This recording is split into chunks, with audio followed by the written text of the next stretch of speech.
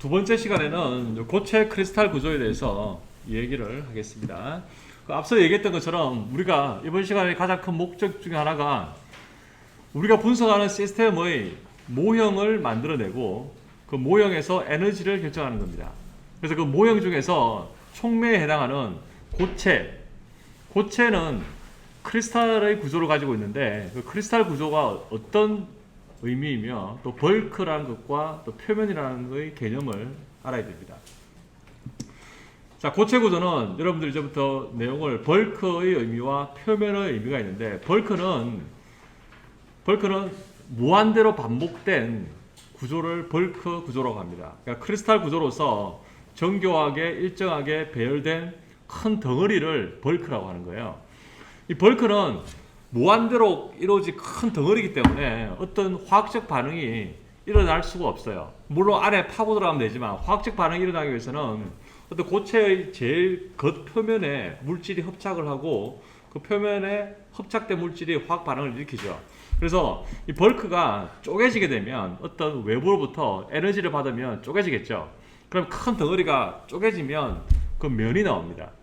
그래서 그 서페이스 면, 이 면이 형성되면 이 면에 어떤 합착물이 합착을 하게 된다는 거예요. 그래서 우리는 어떤 고체를 모사할 때 맨 처음에 그 고체가 가지고 있는 원래의 벌크한 성질을 재현해내고 그 벌크한 성질을 잘 우리가 모사를 할 수가 있다라는 모델링의 조건이 확립이 되면 그때부터 서페이스를 만들고 서페이스의 전단면, 면에 합착물을 합착을 시켜서 화학 반응을 시킨다는 거예요. 자, 이 크리스탈 구조라고 하는 것은 벌크의 성질을 나타내는 건데 이런 배열과 정렬이 애톰 원자들이 균일하게 그리고 일정한 반복된 구조가 무한대로 반복되는 것이 크리스탈 구조입니다. 그래서 굉장히 정렬된 구조가 크리스탈 구조이고 그리고 시메트릭, 대칭적이라는 거예요. 즉 한쪽을 기준으로 왼쪽과 오른쪽 그리고 위아래 그 등등이 대칭적으로 이루어져 있다는 거예요. 벌크라고 하는 것은 굉장히 무한대로 큰 구조인데 그 구조가 전부 다르게 구성된 게 아니라 일정한 규칙의 단위 셀이 무한으로 반복된다는 거예요. 그게 크리스탈 구조입니다. 그래서 이 크리스탈 구조의 무한 반복 구조는 굉장히 작은 스몰 박스들이 무한으로 반복되는 시스템인데 이런 스몰 박스들을 우리가 전문용어로 유닛 셀이라고 얘기를 합니다. 유닛. 그래서 이제부터 여러분들이 유닛 셀이라고 하는 것을 이런 크리스탈 구조의 무한 반복되는 구조라고 이해를 하시면 되고 유닛 셀은 격자상수라고 하는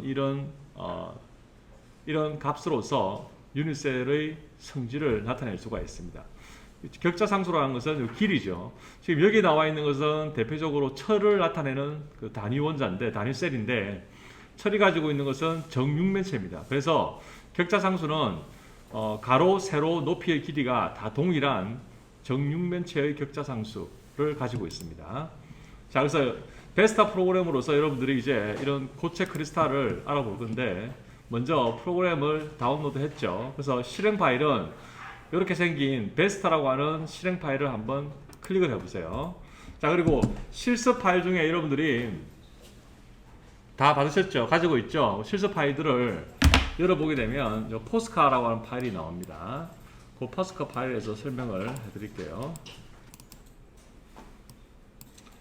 첫 번째 example 포스카 있죠? 포스카는 뭐냐면 우리가 바습이라는 프로그램을 쓰는데 그 바습 프로그램에서 형식화된 양식입니다. 그래서 특별한 의미가 있는 게 아니라 여러분들이 요 베스타 프로그램을 열고 베스타 프로그램에서 이런 시각화를 하려면 이런 이름이 포스카라고 하는 POSCAR이라고 하는 이런 형식을 가져야지 읽을 수가 있어요. 이건 다른 의미가 있는 게 아닙니다. 그래서 첫 번째 파일을 드래그 앤 드롭 해보세요. 이렇게 유경영으로 이제부터 돌아다니면서 질문 있으면 질문 받고 그리고 또 잘 안 되는 학생들 있으면 같이 도와주라. 자, 그리고 한 가지 여러분들 주의를 하셔야 되는 거는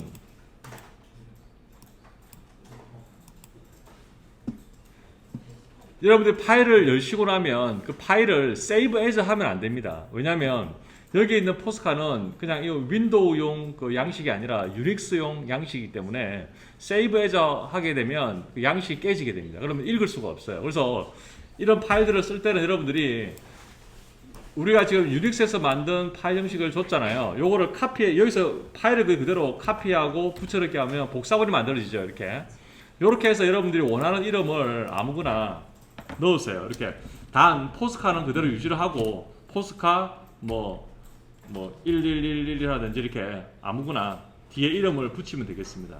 그렇게 사용하시면 되겠습니다. 자, 그리고 포스카를 두 번 클릭해 보세요. 그럼 나오는데 여기서 메모장을 열어보세요. 메모장.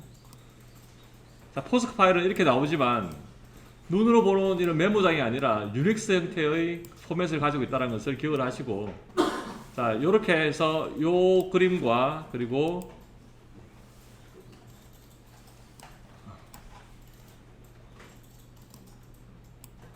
자, 요렇게 요 글자랑 요 그림을 같이 옆에 놓고 한번 보세요. 자, 요렇게. 자, 그리고 이 프로그램은 여러분들이 마우스를 돌려서 이렇게 돌려보세요. 이렇게 뺑글뺑글 돌아가죠. 이렇게. 그리고 ABC가 있습니다. ABC가 있고 가운데 점이 하나 있죠. 그리고 왼쪽에 있는 포스카 파일을 보세요. 여기에 포스카 파일에서 맨 첫 줄에 나오는 여기는 여러분들이 아무 글자나 적을 수 있는 노트입니다. 여러분 이름 적어도 되고, 보통 포스카를 적고 example 해서 여기서는 여러분들이 이름을 아무거나 적어도 돼요. 이거 양식이 없습니다. 그리고 그 다음 줄에 나오는 이거 있죠.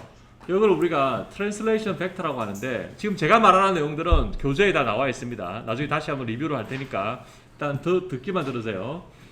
트랜슬레이션 벡터라고 하는데, 여기 나와 있는 그 구조가 여기 지금 정육면체 나타내고 있죠. 정육면체가 지금 ABC가 뭐냐면, A 방향은 X축으로의 벡터, B는 B 방향 Y축으로의 벡터, C는 Z축으로의 벡터를 나타냅니다.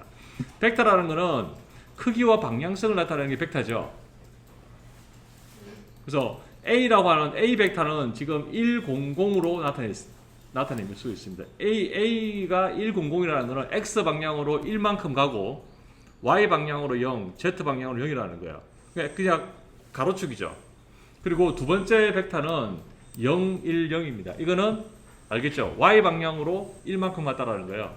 그리고 세 번째는 0, 0, 1. 요거는 Z 방향으로 1만큼 갔다는 거예요. 그러면 ABC의 트랜슬레이션 벡터의 세 개를 보게 되면 요 세 개의 벡터가 여기 지금 빨강, 그다음에 그린, 파랑, 요 세 개의 벡터를 나타낸다는 거예요. 그리고 만약에 A 벡터가 1, 0, 0이 아니라 1, 1, 0이라고 하면 X 방향으로 1가고 Y 방향으로 1간 새로운 벡터를 나타낼 수가 있다는 거예요. 이거는 나중에 다시 하더라도, 그래서 여기에 나와 있는 이 트랜슬레이션 벡터가 여기 나와 있는 큐빅을 나타낸다는 것을 이해하시면 됩니다. 자, 그런데 1만큼 같다라는 거는 요 1은 요 10이 격자상수인데 실제 크기는 1 곱하기 10이 됩니다. 즉 1이라는 거는 요 10의 곱하기 1이라는 거예요. 실제 크기는. 그 격자상수가 만약에 5면 요 트랜슬레이션 벡터는 X 방향으로 5, Y 방향으로 5, Z 방향으로 5가 되는 거고, 격자상수가 만약에 3이다. 그러면 X 방향으로 3, Y 방향으로 3, Z 방향으로 3의 큐빅 정육면체가 나온다는 거예요. 되시겠죠? 그리고 그 다음에 나오는 FE는 원소의 종류를 나타내고, 요 1은 한 개, 원소가 한 개 있다는 거고, 다이렉트라고 하는 거는 양식입니다. 요 포스카의 양식이라서 다이렉트를 써줘야 되고, 0.5, 0.5, 0.5 이게 좌표입니다. 자, 이제부터 여러분들이 잘 아셔야 되는 게, 좌표를 나타낼 때, 그 좌표가 상대 좌표라는 거예요. 상대 좌표. 상대 좌표라는 게 뭐냐면, 여기가 0이고 여기가 1이라는 거예요. 그러니까 0%, 100%입니다. 0% 100%고 0% 100%에서 상대좌표가 0.5라는 거는 50%의 위치 0.5를 나타내고 있다는 거예요. 근데 상대좌표는 0.5인데 실제 크기는 얼마일까요? 5요. 그렇지. 실제 크기는 1 곱하기 10이니까 격자상수가 10이니까 여기는 0% 100%니까 또는 0, 1이니까 실제 크기는 10이라고 했죠. 그러면 실제 크기는 0과 10이 되는 거예요. 맞죠? 0과 10에서 상대 좌표가 0.5라는 거는 0.5의 위치는 5옹스트롬이라는 거예요. 단위는 다 옹스트롬입니다. 옹스트롬입니다. 옹스트롬 10의 마이너스 10미터라고 했죠. 자, 이렇게 해서 이해를 하시면 됩니다. 이게 가장 기본적인 구조고, 이 구조가 아까 뭐라고 했죠? 이게 무한 반복되는 크리스탈 구조의 가장 작은 단위를 뭐라고 했습니까? 유니셀이라고 했죠? 그래서 이게 유니셀이 되는 겁니다. 자, 여기서 여러분들이 그 왼쪽에 바운더리라고 있죠? 바운더리 여기에? 바운더리를 눌러보세요. 지금 바운더리는 X, Y, Z가 1, 1, 1 나와 있죠. 그러니까 유니셀이 한 개만 있다는 거예요. 유니셀을 10개 만들어 보세요. 10개. 뭐 1000개 해도 됩니다. 1000개 해도 되는데 오래 걸릴 거예요. 이렇게 나오죠. 그러니까 크리스탈 구조라는 거는 유니셀이 무한 반복되는 구조죠. 그 반복되는 거를 그 시각화 시킬 때 X, Y, Z 방향으로 10개를 이렇게 시각화 시킨다고 하면 이런 구조가 나온다는 거예요. 자, 여기서 스타일은 볼 앤 스틱도 있고 스페이스 필링 이라면 조금 더 보기 쉽죠. 이렇게 해서 자, 이게 맨 왼쪽에 보면 굉장히 작은 크리스탈 구조가 무한 반복되는 이런 크리스탈 구조를 나타내는 게 아까 전에 맨 처음 여러분들이 봤던 유니셀을 나타내는 방법이라는 거예요. 이렇게 되시겠죠? 이렇게.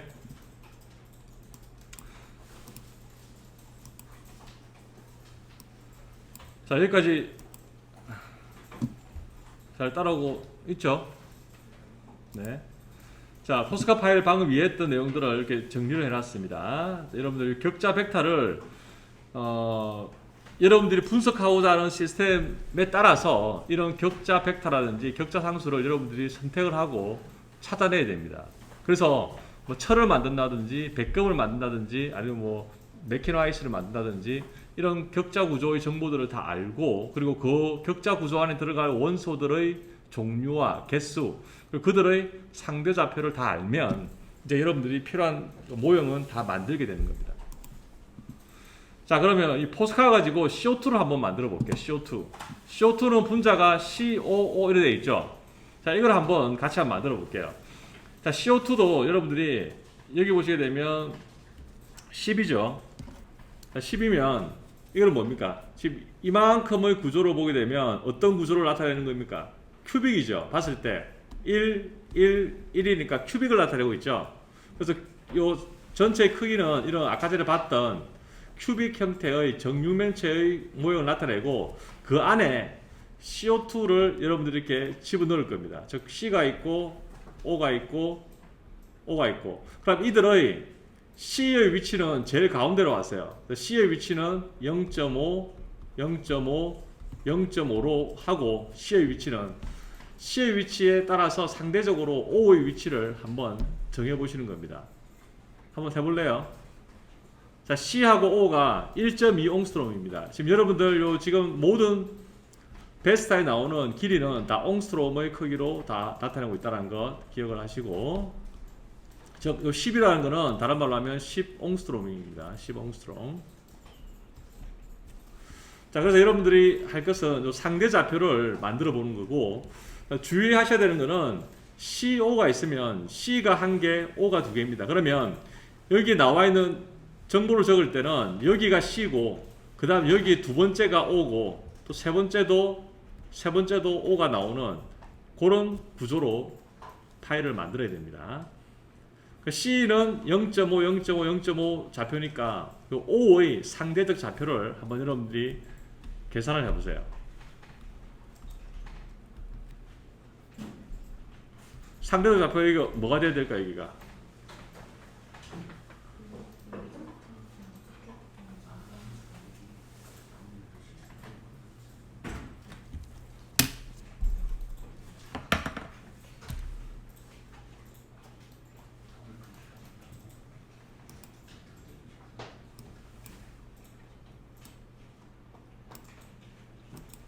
아까 여러분이 썼던 그 포스카 파일 그 1 example 있죠?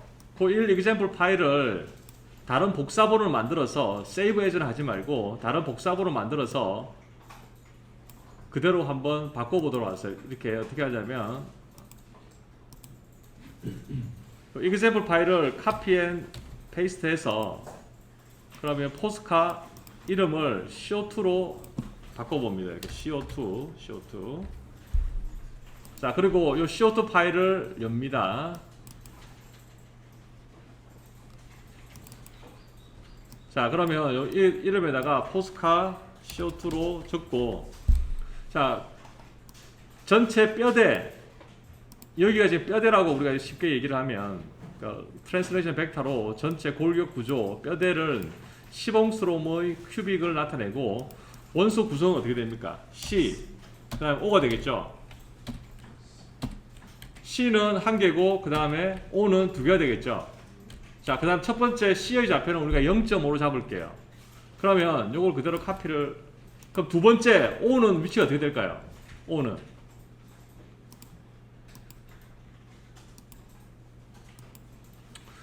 자, O는 옆에 있어야겠죠? 이렇게. O는 옆에 있어야 되니까, 여기에서 오른쪽에 있는 O를 먼저 생각을 해보면 1.2옹스트롬 만큼 있죠. 1.2는 실제 길이죠. 근데 우리의 실제 길이는 지금 전체 길이는 10옹스트롬이죠. 10옹스트롬 중에 10옹스트롬 중에 1.2옹스트롬이니까 상대 좌표로 하면 얼마가 될까요? 0.1가 되겠죠. 이게 안 되나? 돼요? 그렇죠? 그러니까 절대 좌표하고 상대 좌표. 지금 우리 시스템의 절대 좌표는 10옹스트롬이 절대 좌표고 10옹스트롬이라는 것은 0%부터 100%까지가 0, 10이라는 거예요. 근데 상대 좌표로 나타내면 0은 0이고 10옹스트롬은 우리가 1로 나타낸다는 거예요. 100% 1. 그렇죠? 그러니까 실제 좌표가 1옹스트롬이라는 것은 상대 좌표는 0.1옹스트롬이 되겠죠. 자, 그래서 자, O 위치를 X 좌표로 나타내면 0. 더 큰 거니까 1, 2니까 6, 2, 38도 맞고, 그 다음에 Y축 좌표는 0.5, 그 다음에 높이도 0.5, 그 다음에 0.38 되겠죠. 그 다음에 0.5, 0.5 이렇게 해서 세이브를 한번 해봅니다. 세이브를 해서 그대로 이거를 옮겨서 이렇게 넣어보세요. 이렇게. 교수님 이거 메모장에서 숫자만 띄우는 간격을 할 때 탭으로 꼭 설정해야 됩니까? 아, 탭으로 해도 되고 그냥 스페이스 하라면 해도 됩니다. 상관없습니까? 예. 탭으로 해도 되고 스페이스로 해도 되고 상관없고, 근데 보기 편하게 탭으로 하면 제일 편합니다. 탭으로 하십시오. 이렇게 베스타를 만들고 끌어다 놓아서 이런 구조가 나오는지를 확인을 해보세요. 자, 여기서 왼쪽에 보면 요게 나오죠. 요 파란색. 요 길이를 측정하는 건데, 길이 측정하는 아이콘을 클릭을 해서 길이를 측정하면 밑에 길이가 나옵니다. 1.2 홍수로 나오죠. 이렇게. 여기까지. 이렇게. 요쪽, 요걸 클릭을 하고 원하는 길이를 누르면 길이가 나옵니다. 요거는 각도고, 또 요것도 다른 뭐 다이히드럴 앵글이라고 하는데, 면과 면 사이의 앵글인데, 그 앵글도 다 측정이 가능합니다. 이렇게 해서 1.2가 나오는지 확인을 해주세요. 안 되는 학생은 손 들어주고,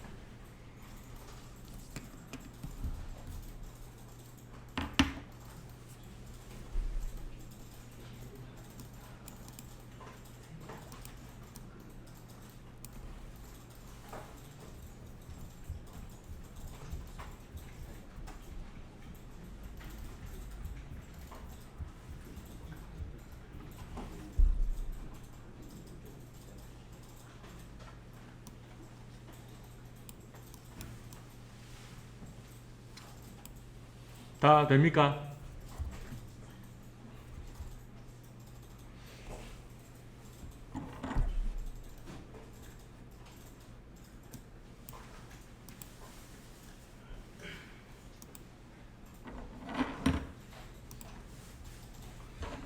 자, 이거는 여러분들 숙제입니다. 한번 만들어 보세요. 집에서 물 구조를 한번 만들어 보세요. 물 구조. 집에 가서 방금 했던 거랑 동일합니다. 근데 이거는 우리가 삼각함수 써서 계산을 해야 되죠. 저기 이거는 보세요. 요 길이가 0.96인데 요 각도가 104.45입니다. 그러면 그 삼각함수 써가지고 이렇게 해서 사인 세타는 이거분의 이거 할 수 있죠. 그렇게 계산을 해서 상대좌표를 계산해서 측정을 했을 때 각도가 정확히 104.45, 그 각도가 길이가 정확히 0.96이 나오는지 0.954 그럼 틀린 거예요. 정확히 0.9 나오는지 삼각함수를 통해서 계산을 해서 한번 내일 물 구조를 만들어 와 보세요. 요거 물 구조가 잘 만들면 이제 포스카 파일은 다 이해를 했다라고 할 수 있습니다. 그럼 이제 모든 계산은 이 포스카를 여러분들이 적절하게 모형을 맞추어서 이제 계산을 하면 됩니다. 에너지를. 자, 여기까지 질문이라든지 더 시간 필요한 사람 있습니까? 자, 그리고 여러분들 제가 드렸던 파일이 있죠. 그 파일에 사실은 답은 다 나와 있습니다. 여기 보시게 되면 여기에 그러니까 포스카 1, 2, 3 있죠. 3번에 CO2 있죠. 4번에 물이 있습니다. 물을 한번 끌어다 놓아 보세요. 이렇게 물 이렇게 나오죠. 이렇게 여러분들한테 드렸던 실습 파일들 쭉 보시게 되면 물 나옵니다. 맞죠? 그렇게 해서 이 구조를 여러분들이 만들어 보시고 여기 각도를 클릭을 하면 각도는 원자를 3개를 클릭을 합니다. 그러면 이건 106이네. 이거는 다른 물인가 보네. 104가 아니고. 그래서 이렇게 104점 아까 그 각도로 한번 만들어 보시기 바랍니다.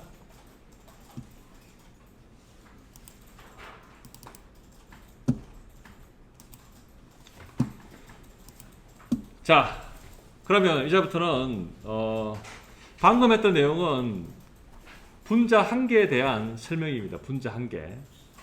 그리고 뭐 이렇게 한번 볼까, 여러분들.